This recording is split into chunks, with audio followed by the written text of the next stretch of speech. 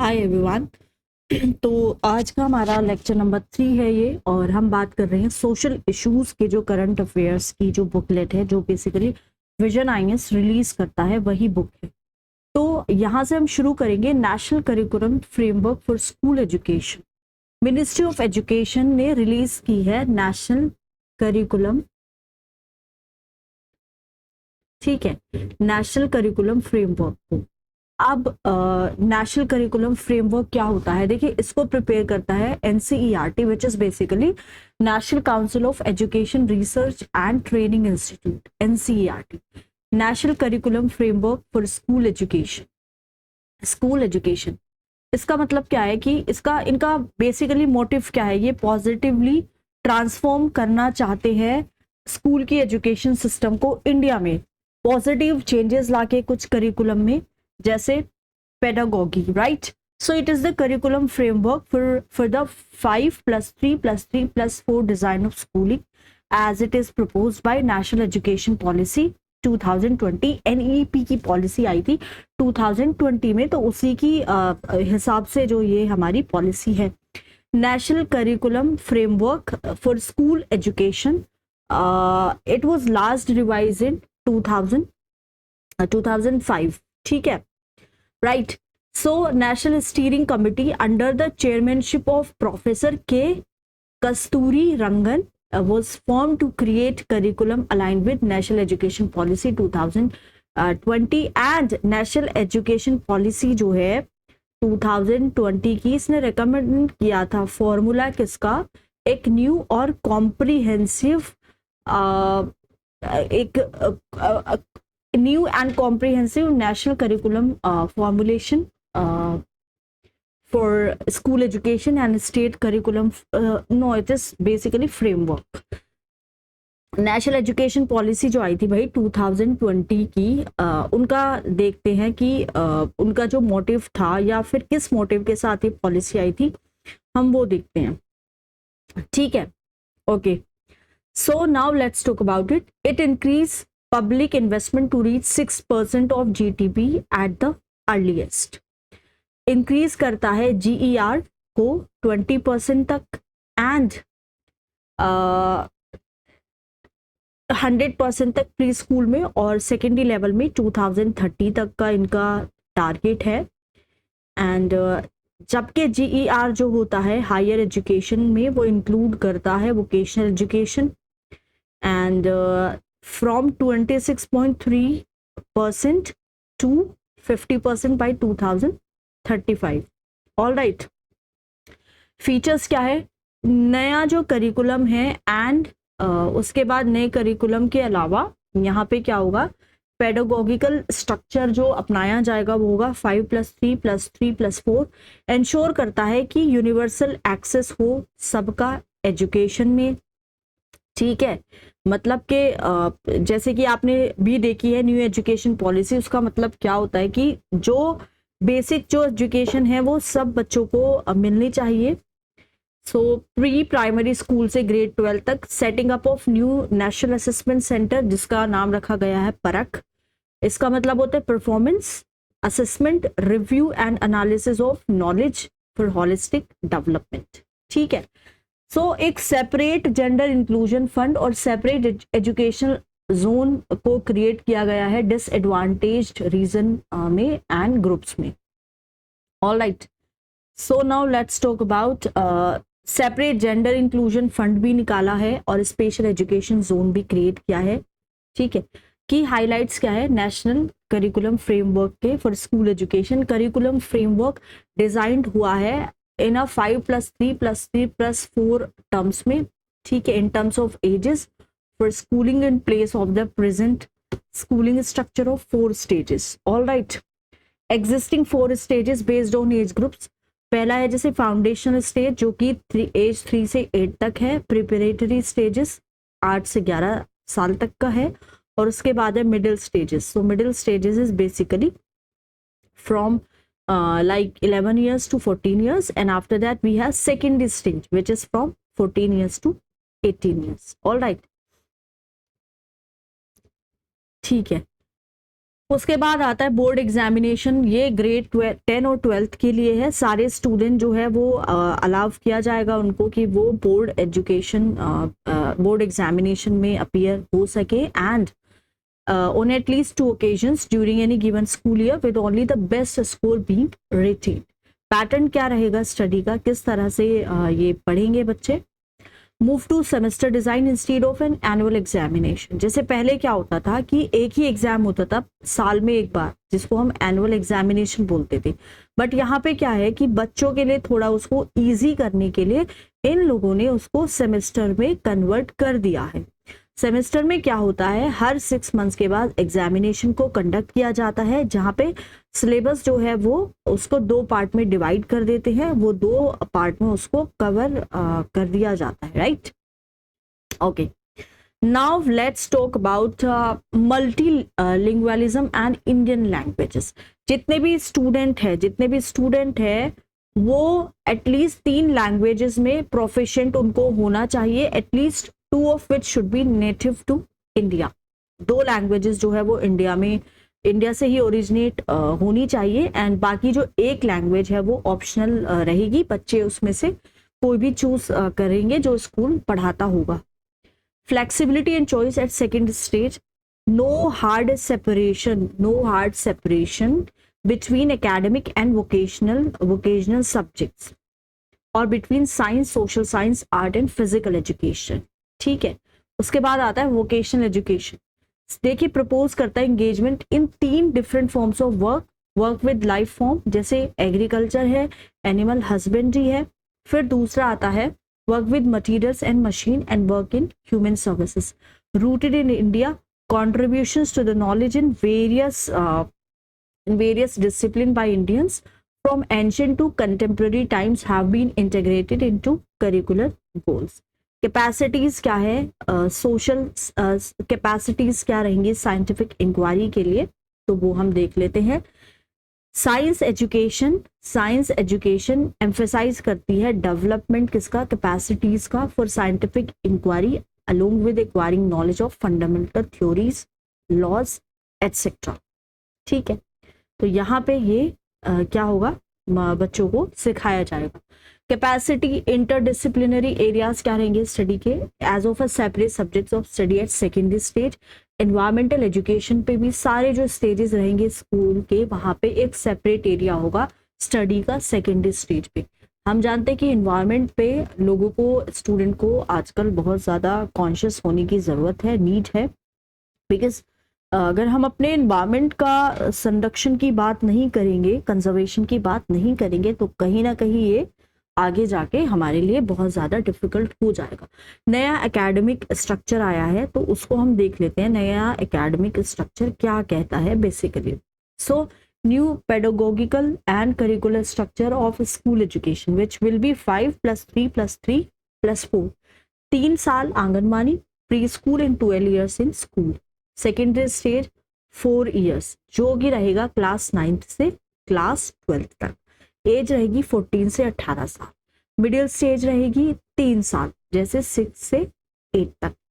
Preparatory stage रहेगी, ये भी 3 साल रहेगी, क्लास 3 से class 5। And then we have foundation stage 2 साल, क्लास 1 एंड 2। एज जो रहेगी वो 6 से 8 साल के बीच में रहेगी। And 3 year anganwadi, pre school, बाल वाटिका की एज रहेगी 3 से 6।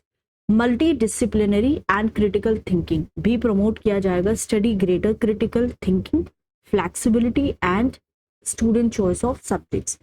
यहाँ पे एक्सपेरिमेंटल स्टडी भी देने की बात की गई है। Learning in science, mathematics, art, social sciences and humanities. Play भी रहेगा, and discovery and activity based and interactive.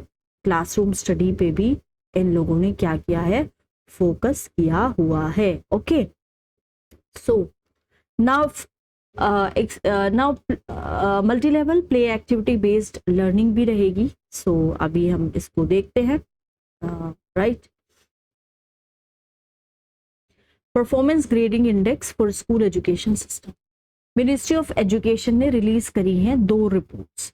तो ये जो 2 रिपोर्ट्स हैं बेसिकली ये परफॉर्मेंस ग्रेडिंग इंडेक्स 2.0 स्टेट और यूनियन टेरिटरीज के लिए हैं, and performance grading index districts के लिए है, जिसको नाम दिया गया है PGI-D। ठीक है, तो PGI एंड PGI-D के बारे में हम देखते हैं कि होता क्या है। असेस करना है अगर स्कूल एजुकेशन सिस्टम को डिस्ट्रिक्ट पे और स्टेट लेवल पे, based on unified district information system for education plus 21-22 data and national achievement survey 21। Okay, so it has classified the state, union territories and district किसमें 10 grades में। Decreasing order रहेगा grades का, दक्ष जो highest grade है, फिर दक्ष के बाद उत्कर्ष, फिर अति उत्तम, फिर उत्तम, फिर प्रचेष्टा, फिर आकांक्षी, एंड फिर उसके बाद रहेगा lowest grade. PG performance grading index 2.0 for the year 21 से 22। पीजीआई जो रहेगा states union territories was first release for 2017 and 18। Major highlights क्या है इस इंडेक्स के, वो एक दफा हम देख लेते हैं। So none of the state and union territory attain the highest grade. कोई भी जो स्टेट है, यूनियन टेरिटरी है, उसने हाईएस्ट ग्रेड को अटेन नहीं किया है। ठीक है, टॉप मोस्ट अटेन्ड इन PGI 2.0 प्रचेष्टा है, 2 by the state and union territory, जिसमें आते हैं आपके Punjab and Chandigarh, right.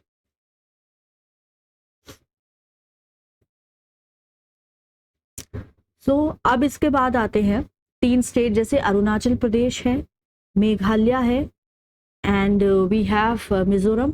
Lowest grade इनको मिला है आकांक्षी 3। रिडक्शन भी देखने को मिला है डेविएशन में। डेविएशन किसके बीच में, between the maximum and minimum score obtain by the state and union territory. Okay, reduction in deviation which is 23.8% of the maximum point in 21-22, and then whereas this disparity was by 51% in 17 and 18. Performance grading index D combined report for 21 and 22 focuses on outcomes, effective classroom transaction, school safety, etc. None of the district attained top 2 grade, that is Daksh and Utkarsh. Okay, higher education के बारे में पढ़ते हैं, India में कैसी है। Parliamentary standing committee है education, women, children, youth and sports. इसने रिपोर्ट को सबमिट किया है on implementation of the national education policy 20 in higher education. Salient feature देख लेते हैं नेशनल एजुकेशन पॉलिसी का। सो एटलीस्ट 50% जो ग्रोस एनरोलमेंट रेशियो रहेगा वो एटलीस्ट कितना रहेगा, 50% रहेगा। एटलीस्ट क्या रहेगा, 50%। कब तक 50% रहेगा, 2035 तक। ग्रोस एनरोलमेंट रेशियो का मतलब होता है नंबर ऑफ स्टूडेंट जो हायर एजुकेशन में एनरोल्ड है as percentage of eligible population age 18 to 23 के बीच में उनकी एज है, उसके according. Okay, so multiple exit option undergraduate degree will be either 3 or 4 year duration with multiple exit option। बच्चों को बहुत सारे ऑप्शन मिलेंगे अगर वो अपनी 3 साल की ग्रेजुएशन कंप्लीट करना चाहते हैं या 4 साल की ग्रेजुएशन कंप्लीट करना चाहते हैं। हालांकि जो 4 साल की जो ग्रेजुएशन है उसमें कुछ फीचर्स ज़्यादा होंगे, ज़्यादा उसमें एजुकेशन ज़्यादा दी जाएगी। with certification at the end of first year, diploma after second year।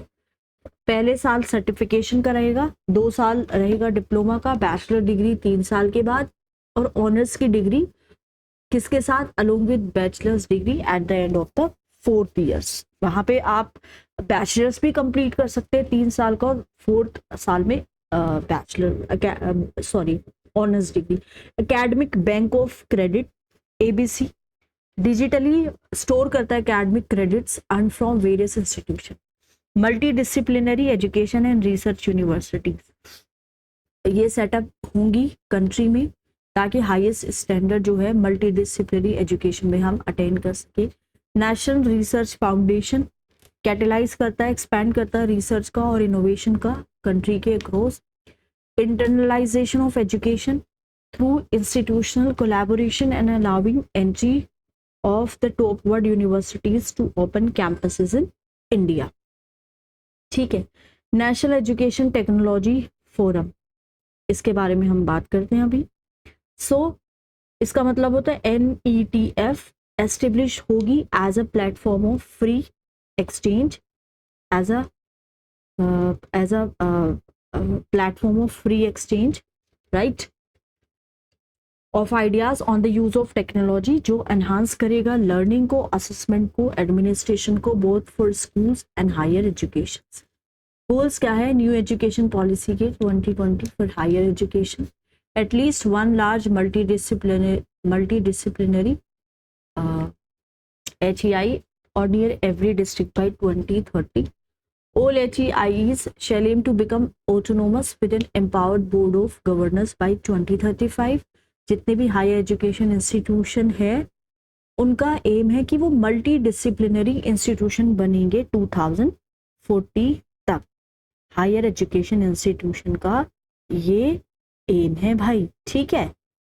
Increase करेगा ग्रॉस एनरोलमेंट रेशियो को हायर एजुकेशन में, इंक्लूड करेगा vocational education from 26.3% to 50% by 2035. By 2025 at least 50% जो लर्नर रहेंगे स्कूल के through and higher education system के through shall have exposure to vocational education. In 2021-22 gross enrollment ratio in higher education for age group 18 to 23 years increased to 28.4 from 27.3 in 21. Female GER increased हुआ है 28.5 in 21-22 from 27.9 in 2020. World University Ranking 2024. Recent ranking जो है by Times Higher Education, इसने include करा है 1904 universities across 108 countries. Around 91 Indian universities have found a place on the list, and Universities of Oxford, UK is listed as the best university in the world. Indian Institute of Science Bangalore placed in 201-250 bracket top the list of Indian universities. Okay, 4 Indian universities are placed in 501 से 16 bracket. Anna University, Jamia Millia Islamia, Mahatma Gandhi University and Sholini University. India 4th most well represented nation है 2024 ranking में. That's very great, and you know that is something which we should feel proud upon. Other global ranking, Global 2023 report, ये release हुई है by the centre for the world university ranking, जिसका rank है 2000 universities across the world. 4 factors है: quality of education, employability, quality of faculty and research performance.